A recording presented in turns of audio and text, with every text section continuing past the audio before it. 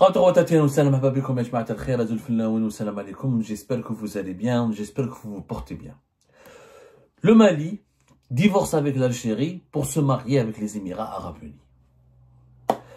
Notre voisin le Mali, notre voisin historique, notre frère, notre allié de toujours, celui qui était notre allié de toujours, le pays avec lequel on partage pratiquement 1000 km, voire plus de frontières, a décidé de se rapprocher des Émirats Arabes Unis, l'adversaire numéro géopolitique, le pays qui était aussi un ami à l'Algérie, et un bon ami à l'Algérie, un bon allié à l'Algérie, qui est devenu un adversaire redoutable à l'Algérie depuis 2021-2022. Et ben le Mali et les Émirats se rapprochent ensemble, concluent une alliance, s'unissent pour narguer tous ensemble, les deux ensemble l'Algérie. Voilà la situation dans laquelle on se retrouve aujourd'hui, à cause de la politique idiote qui n'a aucun sens qui est menée aujourd'hui par l'actuel régime au pouvoir. Le Mali avec lequel nous partageons 1329 km. Le Mali qui est le prolongement naturel du Grand Sud algérien. Le Mali avec lequel nous avons des liens historiques, humains, des liens sécuritaires, économiques et socio-culturels stratégiques. On a pratiquement rompu les relations diplomatiques avec eux, notamment depuis la dernière dispute, à cause de l'affaire du drone, où les 3 ambassadeurs des États du pays des États du Sahel au début du mois d'avril, ont décidé de rappeler leur ambassadeur en poste en Algérie. L'Algérie a riposté en rappelant l'ambassadeur, en rappelant son ambassadeur aussi dans les 3 pays. Et du coup, nous sommes dans une situation, ni les 3 pays, ni l'ambassadeur du Mali n'est revenu à Alger, ni l'ambassadeur du Niger est revenu à Alger, ni l'ambassadeur du Burkina Faso n'est revenu à Alger. Et l'ambassadeur algérien, les 3 ambassadeurs algériens ne sont pas revenus dans leur poste à Bamako, Niamey et Ouagadougou. Et nous sommes dans une situation de quasi-rupture. Fermeture du ciel aérien, comme avec le Maroc. Le Mali, c'est un deuxième Maroc pour l'Algérie. Le Mali est devenu un deuxième Maroc pour l'Algérie. Relations extrêmement froides, pratiquement en situation de rupture des relations diplomatiques, fermeture de l'espace aérien, c'est ce qui a été décidé en avril dernier, au mois d'avril dernier. Situation catastrophique, pas de confiance, des déclarations hostiles, le Mali qui accuse le régime algérien d'être le promoteur du terrorisme international, le régime algérien qui accuse les décideurs maliens de manquer de légitimité, d'être des mercenaires, d'être des esclaves au bord des mercenaires et d'être impopulaires et de n'avoir aucune légitimité. Nous sommes dans une situation conflictuelle, grave. Avec le Mali, nous avons des relations extrêmement graves. Personne n'en parle en Algérie parce que comme la majorité des Algériens et des Algériens sont racistes, il faut le dire, ils détestent l'Afrique noire et l'Afrique subsaharienne, ils narguent l'Afrique noire et l'Afrique subsaharienne, ils pensent que l'Afrique noire et l'Afrique subsaharienne n'a strictement aucune utilité, ils pensent que les Algériens se croient supérieurs aux autres Africains, ils pensent qu'ils sont plus proches des Européens que des Africains. Donc ce conflit diplomatique et politique que nous avons avec le Mali n'a jamais été suffisamment commenté, compris, bien analysé, contextualisé, ni pesé dans la balance du bon sens. La balance du bon sens qui est en panne. En Algérie, il faut dire la vérité. Qu'est-ce qui se passe alors? Le Mali décide donc de se rapprocher des Émirats. Et les Émiratis, qui ont un problème avec le régime algérien, ont aussi fait un pari intelligent. Ben voilà, l'ennemi de mon ennemi, il devient mon ami. Et comme les Émirats et le Mali, tous les deux ont un problème direct avec le régime algérien, et ben ils ont décidé de s'allier, de faire une alliance. Et cette alliance a été encore renforcée, elle ne date pas d'aujourd'hui, elle date pratiquement de 2019 entre le Mali et les Émirats Arabes Unis. Mais cette alliance a pris une dimension encore plus solennelle, plus officielle, plus, on va dire, dynamique surtout. Elle a pris un certain dynamisme, elle revêt maintenant un dynamisme particulier, puisqu'il y a eu on va dire, il y a 2 jours de cela, le 20 et le 21, on est quoi aujourd'hui? Le 20 hier, c'était le 20. Le 20 mai dernier, une délégation importante conduite par l'émissaire du président des Émirats Arabes Unis. Il s'agit de Cheikh Chahbout Ben Nahyan al-Nahyan, qui est ministre d'État auprès au ministère des Affaires étrangères des Émirats Arabes Unis, qui avait entamé donc une visite officielle à Bamako, et sa délégation étaient reçus avec tous les honneurs par le président de l'autorité malienne, l'autorité de transition au Mali, le président de la transition, le général d'armée Assimi Goïta, le fameux Assimi Goïta que l'Algérie n'aime pas, n'apprécie pas et qu'elle considère comme un mercenaire, comme un serviteur, comme un esclave à la botte des mercenaires et comme un colonel ou un général qui ne peut pas ni protéger son pays, qui n'a aucune légitimité. Et ben voilà, on a tellement insulté les Maliens, on les a tellement caricaturés que les Maliens on les a poussés dans les bras des Émiratis. On les a poussés dans les bras des Émiratis, entre guillemets, et je parle très respectueusement quand je dis cette expression, je veux dire qu'on a incité les Maliens à aller chercher de l'amitié, de l'alliance, de la stratégie, du partenariat stratégique du côté des Émirats Arabes Unis.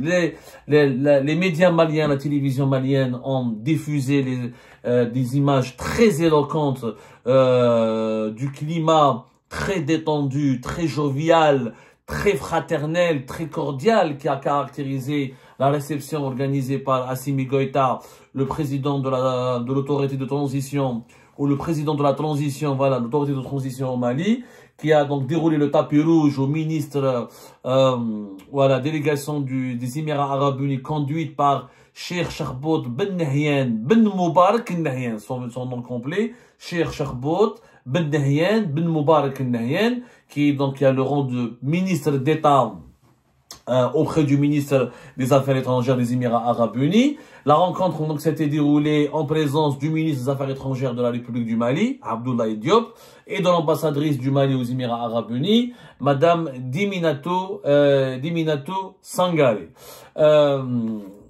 Cette visite conduite par la délégation émiratie qui était fort nombreuse, en tout cas une délégation importante plutôt, elle a eu lieu dans le cadre des relations d'amitié et de coopération qui lient le Mali aux Émirats Arabes Unis. Les Émirats Arabes Unis souhaitent renforcer leur coopération avec le Mali dans plusieurs domaines. C'est ce que notent les autorités maliennes et les autorités émiraties dans des communications, dans des déclarations transmises et diffusées par la presse émiratie officielle et la presse officielle malienne. Dans le domaine de la sécurité, l'agriculture, le développement industriel et l'économie. Le Mali entretient des bonnes relations d'amitié et de coopération avec les Émirats Arabes Unis et notamment des alliances et des relations amicales au sein de plusieurs organisations internationales comme l'Organisation de la coopération islamique et d'autres organismes internationaux. Le Mali et les Émirats ont décidé donc de signer plusieurs accords de coopération dans le domaine de la sécurité, dans le domaine de l'énergie, dans le domaine des transports, dans le domaine de la construction des logements, dans le domaine, cette visite témoigne de la volonté commune du Mali et des Émirats Arabes Unis de bâtir un partenariat durable basé sur la confiance mutuelle, le respect réciproque et la convergence d'intérêts stratégiques. Le partenariat durable basé sur la confiance mutuelle, le respect réciproque et la convergence d'intérêts stratégiques. Ça, c'est un document qui a été diffusé par les autorités maliennes à la suite, voilà, à la fin de la visite de la délégation émiratie. C'est un document qui explique tout ce qui a été, qui explique les discussions qui ont eu lieu entre les deux délégats, entre Assimi Goïta, le président malien, et la délégation émiratie. Les discussions ont porté sur la perspective d'une collaboration accrue dans des secteurs tels que la sécurité, l'agriculture, le développement industriel et économique. Ça a été extrêmement positif pour les deux pays. Les images diffusées par la télévision malienne notamment dévoilent un président malien extrêmement content et heureux de rencontrer et d'accueillir ses hôtes émiratis. Et quand on planche, quand on s'intéresse, comment dirais-je, quand on s'intéresse aux chiffres, quand on voit comment les deux relations, comment les Émirats sont fortement, de plus en plus présents au Mali, ça nous interpelle. Nous, en tant qu'Algériens, ça doit nous interpeller. Alors, prenons les chiffres. Les échanges économiques entre les deux pays ont dépassé les 4 milliards de dollars. Je dis bien les 4 milliards de dollars. Le Mali exporte plus de 4, pratiquement, les exportations maliennes vers, non, ça dépasse les échanges économiques entre le Mali et les Émirats ont dépassé, pardonnez-moi, la barre des 5 milliards de dollars. Les exportations maliennes depuis 2023 vers les Émirats Arabes Unis ont atteint 4,8 milliards de dollars. Le Mali exporte beaucoup de quantités, pratiquement une bonne quantité de son or. Le Mali, c'est l'un des 4 ou 5 plus importants producteurs de l'or sur le continent africain, avec le Ghana notamment et d'autres pays. 99% des exportations maliennes vers les Émirats Arabes Unis, c'est de l'or raffiné. Donc c'est de l'or. Les exportations émiraties vers le Mali se sont élevées à 190 millions de dollars, composés essentiellement de pétrole raffiné, d'équipements industriels et de véhicules. Et depuis 2019, il y a des accords stratégiques entre les deux pays. Par exemple, il y a un protocole sur le plan sécuritaire, un protocole qui a été signé en 2019, qui a permis au Mali de recevoir de la part des Émirats 30 véhicules blindés. 30 véhicules blindés et d'autres armements au profit de l'armée malienne. Les Émirats ont décidé aussi de s'engager dans la formation technique et dans la livraison logistique au profit des militaires maliens. Et des militaires maliens qui sont formés maintenant aux Émirats ou formés par les Émiratis. La rencontre qui a eu lieu donc hier le 20 mai a permis aux autorités émiraties, aux autorités maliennes d'élargir et de consolider leur coopération militaire. C'est-à-dire que les Émiratis vont fournir encore davantage d'armes aux Maliens, ils vont s'engager davantage dans les financements de la formation des militaires maliens. Les Émiratis aussi sont présents énormément dans le domaine économique, parce que les Émirats, quand ils se rapprochent des pays, ils sont intelligents, ils ne parlent pas uniquement de lutte contre le terrorisme, de politique, etc. Ce qui les intéresse aussi, c'est énormément l'économie. Alors, les Émirats, au lieu de la sécurité, ils ont des accords de coopération. Ils ont fait des accords de coopération avec le Mali concernant l'aviation, concernant la protection civile, concernant le développement, les projets, financement des projets de logements sociaux. Il y a eu l'établissement d'une commission mixte de coopération et dans le domaine de la promotion réciproque des investissements. Il y a eu aussi une convention entre les deux pays dans le cadre de la lutte contre le trafic de drogue et la criminalité internationale. Il y a eu aussi la réalisation et des investissements dans le domaine de l'énergie. Le Mali a profité des investissements émiratis pour développer l'énergie solaire. Il faut savoir que le plus important investissement dans l'énergie solaire au Mali, ce sont les Émiratis à travers la centrale solaire de Touna, qui est un projet qualifié par les Maliens et par les observateurs maliens comme un projet énergétique majeur pour sécuriser l'approvisionnement énergétique de plusieurs régions maliennes. Et les Émirats veulent investir encore plus dans le domaine de l'énergie, des énergies renouvelables et dans le domaine de l'énergie tout court. Donc, il y a un rapprochement extrêmement important. Les Maliens ont compris qu'avec les Émiratis, ils ont beaucoup à gagner. Donc, ils ont déroulé le tapis rouge, ils ont ouvert le pays aux Émiratis et les Émiratis sont en train de renforcer leur implantation au Mali et leur présence au Mali au détriment de qui? Au détriment des intérêts algériens. Ce que les Émiratis font au Mali, les Algériens auraient pu le faire.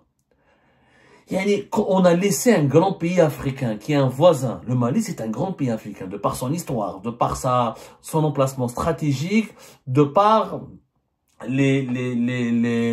de par ses potentialités dans le domaine des mines, notamment dans le domaine de l'or, etc., dans les énergies renouvelables, l'élevage, l'agriculture, etc.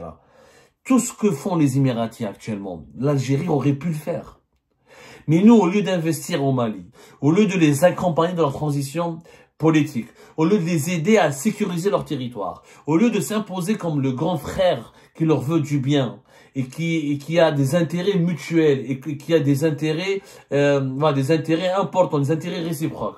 Nous, on fait quoi? On s'est bagarré avec les Maliens, on s'est disputé avec eux, on les a insultés, on les a méprisés, on méprise leurs dirigeants. L'Algérie accueille le premier opposant, un imam salafiste, Mahmoud Deko, qui est devenu, même on lui donne un salaire, il habite à Alger, il est devenu imam auprès de la grande mosquée d'Alger. On s'est brouillé avec ces nouveaux militaires maliens qui veulent conserver l'intégrité territoriale de leur pays. On soutient des groupes armés Touareg qui veulent créer un pays indépendant et qui ont des accointances avec des groupes islamistes, radicaux. Et donc, tout ça, on a fait exactement le contraire de nos intérêts. Regardez dans le document le communiqué des autorités maliennes et émiraties qui résume les échanges et le déroulement de cette rencontre entre la délégation émiratie et le président et les autorités de transition au Mali. Retenez bien, on parle de partenariat durable, la confiance mutuelle, respect réciproque et convergence d'intérêts stratégiques. Tout ce qu'il n'y a pas entre l'Algérie et le Mali. On ne les a pas respectés. Ils ne nous font plus confiance, on a perdu leur confiance et on a perdu il n'y a plus de convergence d'intérêts. Quand tu accueilles, quand tu veux, tu assumes ta proximité avec des groupes armés indépendantistes, qui ont, encore une fois, les groupes armés indépendantistes, ils ont des connexions avec les réseaux terroristes djihadistes.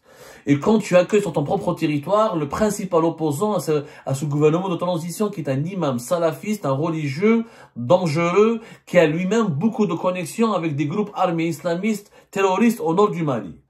Et comment voulez-vous que les Maliens nous fassent confiance? Comment voulez-vous que les nouveaux dirigeants maliens nous respectent? Et comment voulez-vous, quand on perd le respect d'un voisin et d'un pays ami, il devient quoi? Il se rapproche de qui? Il se rapproche de nos ennemis ou de nos adversaires. Parce que les Émirats aussi ne sont pas censés être nos ennemis.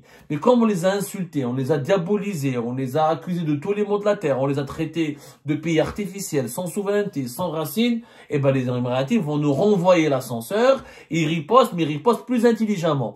Au lieu de nous insulter, de nous mépriser, eux ils font quoi? Ils viennent investir et se rapprocher avec nos voisins avec lesquels nous avons des problèmes. Qui sont qui? Qui sont les Maliens. Donc ils investissent au Mali, ils renforcent la coopération militaire au Mali. Les militaires maliens qui avaient l'habitude de se former en Algérie depuis des décennies, depuis pratiquement l'indépendance des deux pays, maintenant ils préfèrent aller se former au Maroc ou aux Émirats. Vous imaginez comment on a été éjecté? En fait, il nous est arrivé ce qui est arrivé à la France au Sahel. Après la France qui a été chassée du Sahel, c'est l'Algérie qui a été chassée du Sahel. Le Sahel est en train de devenir une zone d'influence pour le Maroc et les Émirats. Alors que c'était la zone d'influence et la zone d'influence stratégique de l'Algérie, c'était le bassin de l'Algérie, le Sahel. Aujourd'hui, le Sahel est en train de devenir un bassin émirati et un bassin marocain. Et le Mali, il est en train de devenir le deuxième Maroc pour l'Algérie. C'est-à-dire un pays qui nous est hostile, avec lequel nous avons des relations très tendues, avec lequel nous avons beaucoup de malentendus, beaucoup d'incompréhension, et qui abrite et qui développe des relations bilatérales avec tous nos adversaires géopolitiques. Pourquoi? Parce qu'on n'arrive pas à faire la paix avec le Mali. Quand on ne fait pas la paix avec quelqu'un, avec un voisin, quand on le menace, quand on l'insulte, quand on le nargue, quand on veut lui imposer, quand on viole sa souveraineté, parce qu'on veut imposer les accords de l'Alger de 2015 à des militaires maliens qui ne cessent d'expliquer que ces accords n'ont plus lieu d'être.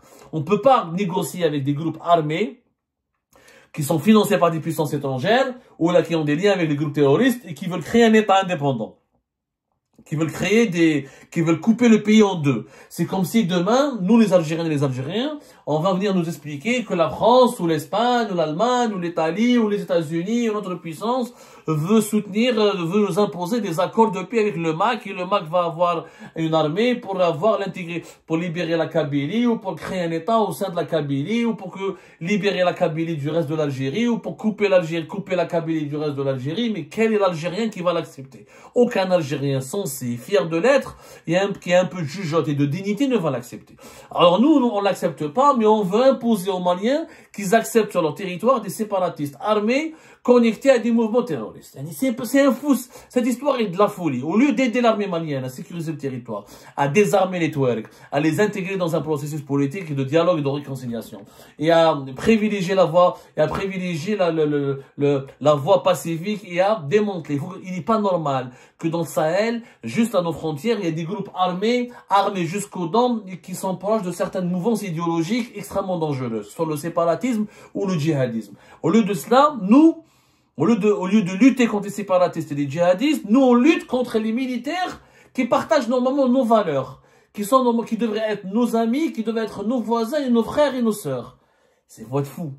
La politique de l'Algérie dans le Sahel, elle est une catastrophe. Elle est en train de creuser notre tombe. Et on est en train de on a été éjecté maintenant. Maintenant, les Émirats et le Maroc vont transformer le Sahel en une arrière-cour où ils pourront influencer, pourront tisser des alliances et où nos intérêts vont énormément reculer. Les pays du Sahel vont privilégier les entreprises marocaines, vont privilégier les capitaux émiratis, vont privilégier les intérêts politiques émiratis, les intérêts politiques marocains, et nous on sortira hors jeu. On a kharjin hors jeu.